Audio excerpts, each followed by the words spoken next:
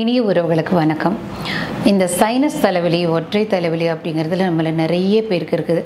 நான் தலை குளிச்சா எனக்கு தலைவலி வந்துடுங்க. நான் ஏதாவது ஏசியில் போய் உட்காந்தா சில்லுன்னு இருக்கிற இடத்துக்கு போனால் உடனே எனக்கு தலைவலி வந்துடும்.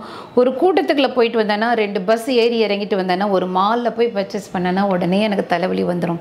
இந்த தலைவலிக்கு பயந்துட்டே நான் தலை குளிக்க மாட்டேன், சில்லுன்னு எதுவும் குடிக்க மாட்டேன் அப்படின்னு சொல்லக்கூடிய நபர்கள் நிறைய பேர். டாக்டர்ஸ் பார்த்துட்டு இது ஒரு சைனசிட்டிஸ் கம்ப்ளைண்ட் அப்படிங்குவாங்க. இந்த மாதிரி ஸ்கேன் பண்ணுவாங்க, ஏதோ பண்ணிட்டு வந்து உங்களுக்கு வந்து இந்த சைனஸ் கம்ப்ளைண்ட் இருக்குது, நீங்கள் சில்லுன்னு குடிக்காதீங்க, நீங்கள் ஏசி போட்டு தூங்காதீங்க, அந்த மாதிரி சில விஷயங்களும் சொல்லிடுவாங்க. ஆனால் என்னென்னா இந்த ஒற்றை தலைவலி, சைனஸ் தலைவலி இருக்கிறவங்க வந்து ஒரு நிறையா டாக்டர்ஸ், பெரிய பெரிய மருத்துவ நிபுணர்கள்லாம் பார்த்துட்டு முழுமையாக குணமாச்சா அப்படின்னு கேட்டாங்கன்னா முக்கால்வாசி பேர் 8 வருஷமாக இந்த வியாதியை வச்சுட்ருக்கேன், 15 வருஷமாக எனக்கு சைனஸ் ஹெட்டேக் இருக்குதுன்னு சொல்லிட்டு இருப்பாங்க.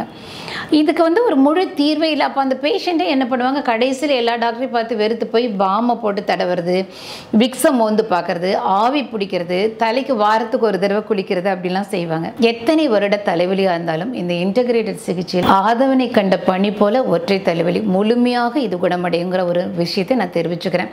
இப்போ நீங்கள் வந்து ஏங்க உங்கள் சிகிச்சைக்கு வராமல் நாங்களே குணப்படுத்திக்க ஒரு ஹோம் டிப்ஸ் கொடுங்க அப்படின்னு நிறைய பேர் கேட்பாங்க. நிச்சயமாக டிப்ஸ் கொடுக்கறதில்ல, எனக்கு எந்த விதமான குழப்பம் இல்லை. ஏன்னா மருத்துவ ரீதியான அணுகுமுறை என்னுடைய மக்களுக்கு, என்னுடைய உறவுகளுக்கு நான் ஒரு நாளும் வச்சுக்கிட்டது கிடையாது. நீங்களே வந்து இந்த ஒற்றை தலைவலி ஓரளவுக்கு நானே சரி பண்ணுற அளவுக்கு சொல்லுங்கன்னா நான் முதலே சொல்லியிருக்கேன். கண்டங்கத்திரி, ஆடாதொடை, தூதுவளை, துளசி, கற்பூரவல்லி இது எல்லாமே பொடியாக நீங்கள் வாங்கி வச்சுக்கோங்க. எல்லாமே 100 கிராம்.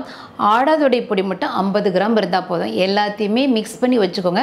காலையில் 1 ஸ்பூன், ஈவினிங் 1 ஸ்பூன் தேனில் குழப்பி சாப்பிட்டு சுடுதண்ணி உணவுக்கு முன்னால் சாப்பிட்டோமா பின்னால் உணவு சாப்பிட்டு ஒரு 1 hour கழித்து சாப்பிட்டுக்கோங்க.